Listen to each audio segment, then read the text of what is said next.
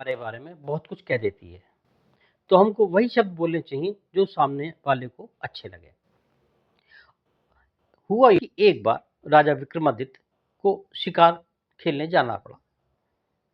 उन्होंने अपना एक प्रोग्राम बनाया और अपने कुछ एक मंत्रियों को, कुछ एक सेना नायक को, कुछ एक सैनिकों को साथ लिया और शिकार खेलने के लिए जंगल की तरफ चले गए।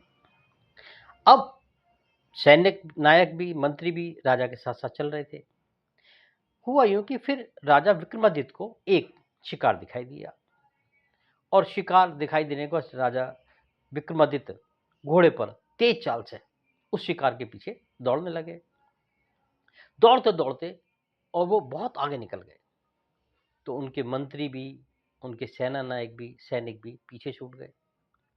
अब राजा विक्रमादित्य भटक गए और रास्ता जंगल में जब भटक गए, जब पीछे उन्होंने देखा तो पीछे कोई भी नहीं, सब पीछे रह गए थे।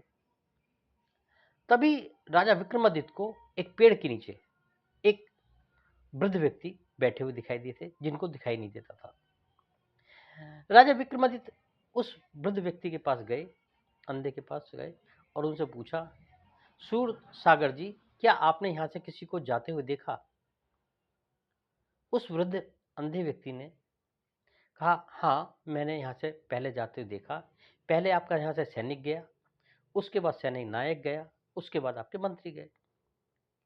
राजा विक्रमादित्य को बहुत अद्भुत लगा कि ये आदमी अंधा है और इसने फिर कैसे बता दिया कि इस तरह के लोग आप यहाँ से गए हैं, गुजरे हैं, निकले हैं।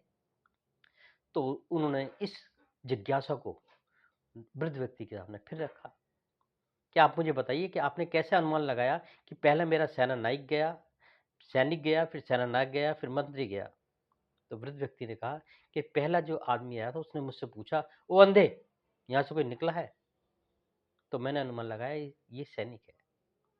फिर जब दूसरा गया, उससे पूछा, उसने आवाज लगाई, सूर जी, यहाँ से कोई निकला है? तो मैंने समझा कि ये एक सेना नायक हो सकता है।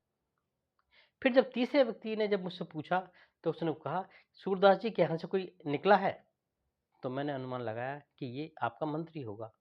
और आपने जब मुझसे पूछा, सूरसागर जी, यहाँ से कोई निकला? तो मैंने अनुमान लगाया कि आप कोई राजा ही होंगे। दोस्तों, हमारे शब्दों के बोलने से हमारे व्यक्तित्व का ही पता लग जाता है सामने वाले को, और उसी से ही वो हमारे बारे में मूल्यांकन कर लेता है कि हम किस स्तर के हैं, किस बात के लिए आपसे आए हैं, और वो हमको पहचान लेता है।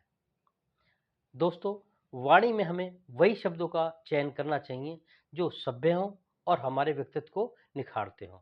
हमें कभी भी हल्के शब्दों का या ऐसे कटु शब्दों का प्रयोग नहीं करना चाहिए। हमेशा सदैव सम्मान सूचक शब्दों का ही उपयोग करना चाहिए, जो हमारे व्यक्तित्व को अच्छी तरह से निखारते हों और उभारते हों।